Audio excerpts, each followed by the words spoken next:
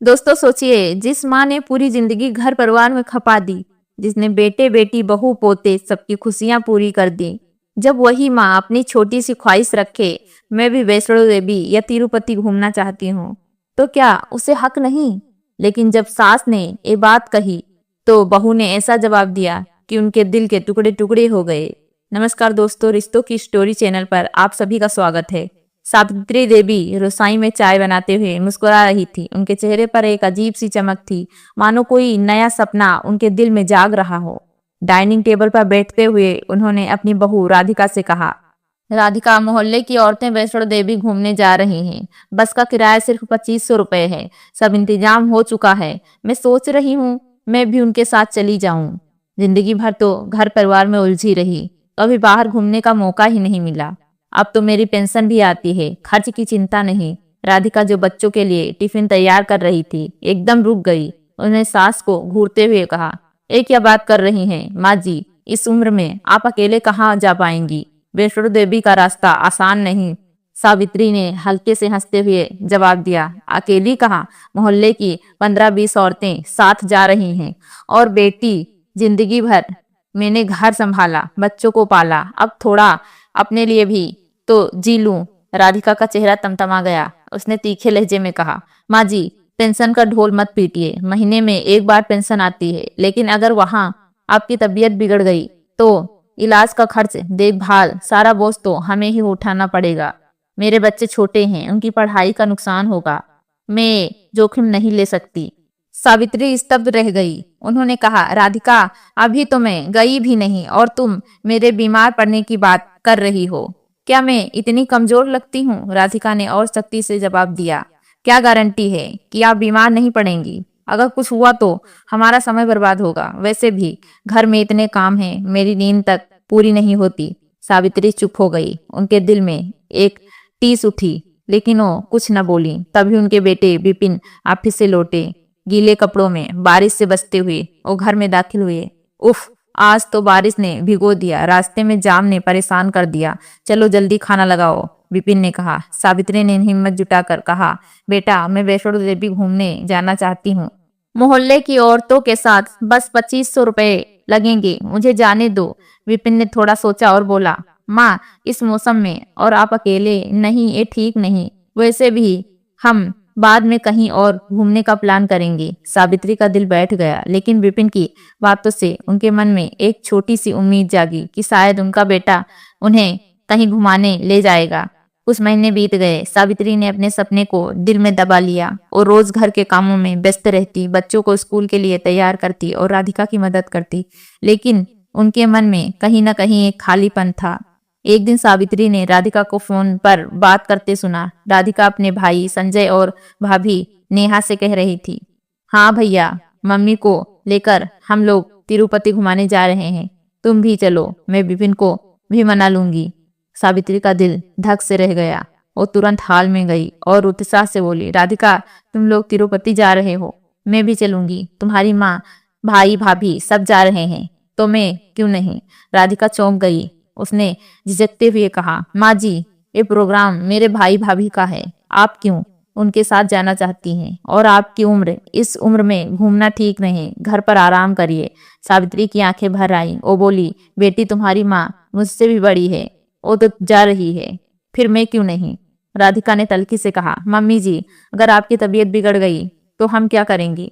हम वहां घूमेंगे या आपकी सेवा करेंगे? आप घर पर ही रहें। तभी विपिन घर आया। सावित्री ने उससे गुहार लगाई, बेटा, तुम राधिका को समझाओ, मैं भी तिरुपति जाना चाहती हूँ। राधिका को लगा कि विपिन उसका साथ देगा। उसने कहा, विपिन, मम्मी जी को बस घूमने की पड़ी है, अगर कुछ हुआ तो सारा बोझ हम पर आएगा। सावित्री ने उम्मीद भरी नजरों से विपिन की ओर देखा, लेकिन विपिन ने सिर झुकाकर कहा, माँ, राधिका ठीक कह रही है, इस उम्र में घूमना जोखिम भरा है। सावित्री की आंखों में आंसू आ गए। वो चुपचाप अपने कमरे में चली गई। राधिका ने गर्व भरी नजरों से उसकी ओर देखा, मानो जीत हासिल कर ली हो। विपिन रसोई में गया, जहाँ राधिका खाना बना रही थी। उसने धीरे से कहा, राधिका, मैं तुम्हारे भाई को फोन करके कह दूं कि वो भी अपनी माँ को ना ले जाएं। वो तो माँ से भी ज्यादा उम्र की हैं। अगर उनकी तबीयत बिगड़ गई तो क्या वो घूमेंगी या मम्मी जी की सेवा करेंगी? मैं उन्हें समझा देता हूँ। कि तुम इतनी समझदार हो और वो बेवकूफी कर रहे हैं। राधिका चौंक पड़ी। उसने गुस्से में कहा, ये क्या बोल रहे हो? मम्मी को तिरुपति जाने की बहुत इच्छा थी, तुम उनके सपने को क्यों तोड़ रहे हो? विपिन ने शांत लेकिन गंभीर लहजे में जवाब दिया, राधिका, मेरी माँ भी कभी कहीं घूमी नहीं। जिंदगी भर उन्होंने घर संभाला, हमें पाला। अब जब वो थोड़ा अपने लिए जीना चाहती हैं तो तुम उनकी उम्र का बहाना बनाती हो। पिछली बार वैष्णो देवी का प्लान था, तब तुमने तबीयत बिगड़ने का डर दिखाया। मैंने भी तुम्हारी बात मान ली, लेकिन अब जब पूरा परिवार तिरुपति जा रहा है तो मेरी माँ क्यों नहीं जा सकती? क्या हम उनकी देखभाल नहीं कर सकते? क्या तुम्हारा घूमना मेरी माँ रोक देगी?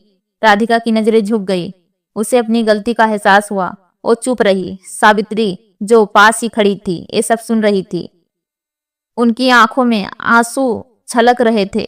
उन्होंने विपिन के सिर पर हाथ फेरा, मानो उसे ढेर सारा प्यार और आशीर्वाद दे रही हूँ। विपिन ने मुस्कुराते हुए कहा, माँ, आप तिरुपति जरूर जाएंगी। अपनी पैकिंग शुरू करो, मैं टिकट बुक करता हूँ, देखता हूँ कौन आपको रोकता है। राधिका शर्मिंदा हो गई। वो चुपचाप रसोई में चली गई। उसे एहसास हुआ कि वो अपनी माँ की खुशी के बारे में तो सोच रही थी, लेकिन सास की भावनाओं को अनदेखा कर रही थी।